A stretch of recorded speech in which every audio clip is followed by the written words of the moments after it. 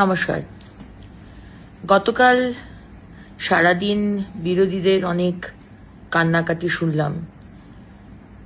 Free school street পেভমেন্টের ফুটপাতে দুধ গরম করা নিয়ে, কিন্তু কেউ এক বাটি দুধ নিয়ে এগিয়ে যায়নি এই পরিবারের কাছে।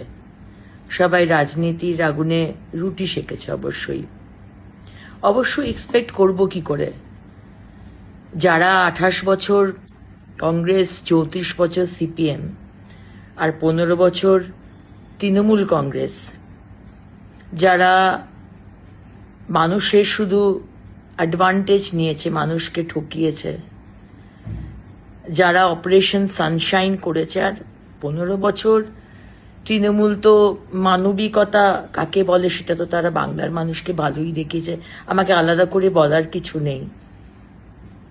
যারা পয়সা নিয়ে ফুটপাতে হকার বসিয়েছে আর সারা কলকাতা, সারা বাংলাকে শেষ করে রেখে দিয়েছে, ছত্রে ছত্রে দুর্নীতি করেছে, এমন কোনো সেকশন নেই যেখানে দুর্নীতি হয়নি। আজকে তাদের কাছ থেকে অন্তত আমাদের মানবিকতা কাকে বলে শিখতে হবে না। ফ্রি স্কুল স্ট্রিটের মতো একটা বিজি রাস্তা, সমানে যেখানে গাড়ি যাচ্ছে, দুপুর 2টোর সময় রাস্তার পাশেই খুব উঁচু ফুটপাত নয়, রাস্তার সাথে অলমোস্ট একই লেভেলের একটা ফুটপাত, হয়তো 10 ইঞ্চি উঁচু, একটা 6 মাসের বাচ্চা হামাগুড়ি দিচ্ছে। তার আশেপাশে খুব একটা অভিভাবক কেউ ছিল না, বাচ্চা একাই হামাগুড়ি দিচ্ছে, দূরে দূরে তার মা ঠাকুমা। আর যদি অ্যাক্সিডেন্ট হয়, কে দায় নেবে? মাননীয় মুখ্যমন্ত্রী, না আপনারা, না সরকার?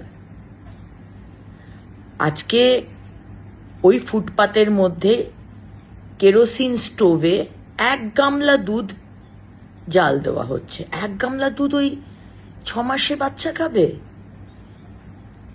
আর স্টোভে আগুন জ্বালিয়ে যে রাস্তা দিয়ে, যে ফুটপাত দিয়ে অনবরত লোক যাচ্ছে, ছোট বাচ্চারা স্কুল থেকে যাচ্ছে, যে কোনো সময় অ্যাক্সিডেন্ট হবে। আর যদি অ্যাক্সিডেন্ট হয়, কে দায় নেবে? ইউডিএমএ দপ্তর, নগর উন্নয়ন দপ্তর, পুলিশ, সরকার, না আপনারা? আজকে মানবিকতার কথা বলা হয়েছে, আমরা মানবিক, আপনাদের থেকে মানবিকতা শিখতে হবে না।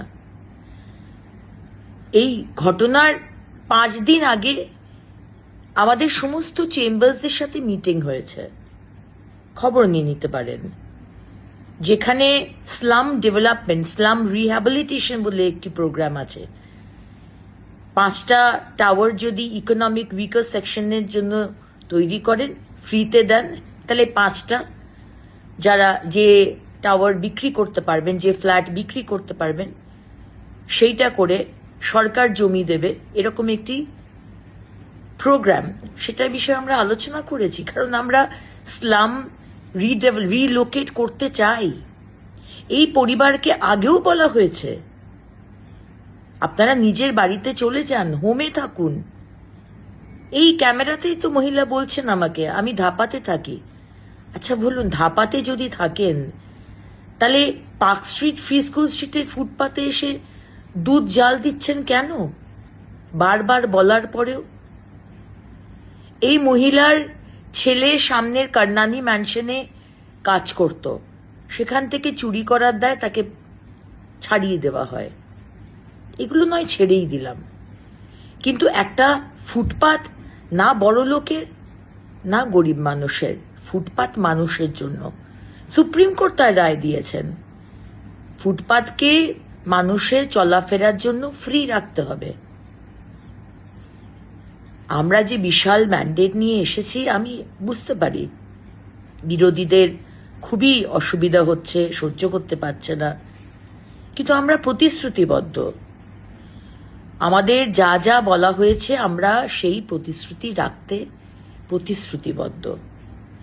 এবং মানুষ ম্যান্ডেট দিয়েছে, মানুষ একটি পরিচ্ছন্ন শহর চায়।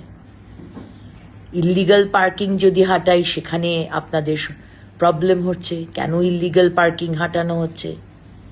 আর যদি ফুটপাতে বলা হয় যে 1/3 ফুটপাতের হকার থাকুক, 3/2 পেডেস্ট্রিয়ানের জন্য, পথচারীদের জন্য ছেড়ে দিন, সেখানেও আপনাদের অসুবিধে। আর যদি বলা হচ্ছে কেরোসিনের স্টোভ জ্বালাবেন না, সেখানেও আপনাদের অসুবিধে। কর্মসংস্থানের কথা হচ্ছে, বিনিয়োগের কথা হচ্ছে, প্রথমে তো দর্শনধারী, পরে গুণ বিচারী। আর যদি বাইরের ইনভেস্টর, বিদেশ তো ছেড়েই দিলাম, দেশেরই অন্য রাজ্যের ইনভেস্টর এসে দেখে যে অবস্থায় আমাদের ফুটপাথ, রাস্তা, ফ্লাইওভার নেই, যানজট, আসবে ইনভেস্টর? তাই মাননীয় মুখ্যমন্ত্রী বলেছেন 10ই অক্টোবরের মধ্যে সমস্ত রাস্তা আমরা ঠিক করে দেব। আজ ড্রেন পরিষ্কার করা হচ্ছে, আজকে কথায় কথায় ওয়াটার লগিং। আপনারা কি করেছেন? 28 বছর, 34 বছর, 15 বছর কেন এই মানুষগুলোর মাথায় ছাদ দেননি? সরকার তো আপনাদের হাতে ছিল, কেন কর্মসংস্থান দেয়নি? কেন টাকা দিয়ে চুরি করে, দুর্নীতি করে হকার বসিয়েছেন? আর আজকে আপনারা বড় বড় কথা বলেন। তাই এটাই বলার যে মানুষের বিশাল ম্যান্ডেট নিয়ে আমরা এসেছি, আমরা মানুষের জন্য কাজ করব, সে আপনাদের যতই বিরোধীদের খারাপ লাগুক। এবং কেন খারাপ লাগছে সেটা আমরা বুঝতে পারছি।